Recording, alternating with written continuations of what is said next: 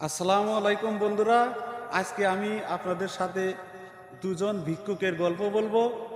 দুজন ভিক্ষুক সারাদিন ভিক্ষা করে 12 আনা পয়সা পেয়েছে। 12 আনা হলো 75 পয়সা, 4 আনা হলো 25 পয়সা, আর 8 আনা হলো 50 পয়সা, অর্থাৎ 100 পয়সা সমান 1 টাকা। যাই হোক, দুইজন ফকির সারাদিন ভিক্ষা করে 12 আনা পয়সা পেয়েছে। সেই 12 আনা পয়সা তারা দুজন ভাগ করে নিবে। একজন ভাগ করলো, সে নিজেই নিবে 8 আনা, আর অন্যজনে দিবে 4 আনা।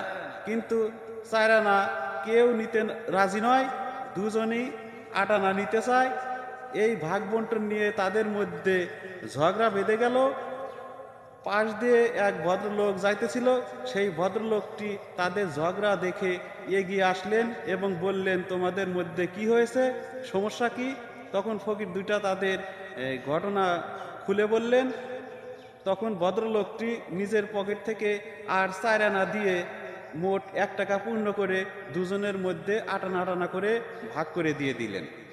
এই ভাগ করে দেওয়ার পরে ভিক্ষুক দুইটা বলছে, আমরা এত সময় ধরে ভাগ করে মিলাইতে পারলাম না, আর এই ভদ্রলোকটি অতি সহজেই আমাদের দুজনের মধ্যে ভাগ করে দিলেন।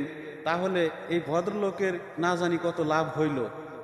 লাভ ছাড়া তো কেউ আসে না।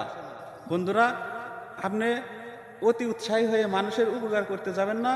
কারণ আপনি যখন অতি উৎসাহী হয়ে মানুষের মধ্যে তাদের উপকার করতে যাবেন, তখন তারা মনে করবে যে সে নিজেই লাভের জন্য এসেছে, লাভ ছাড়া কেউ আসে না, সে এখানে এসেছে তার নিজের লাভের জন্যই এসেছে। তো যেখানেই আপনি উপকার করতে যাবেন, সাবধানে যাবেন। কারণ আপনি উপকার করতে গিয়ে আপনিই বিপদে পড়তে পারেন এই সমস্ত মানুষের কারণে। ধন্যবাদ সবাইকে আমার ভিডিওটি দেখার জন্য।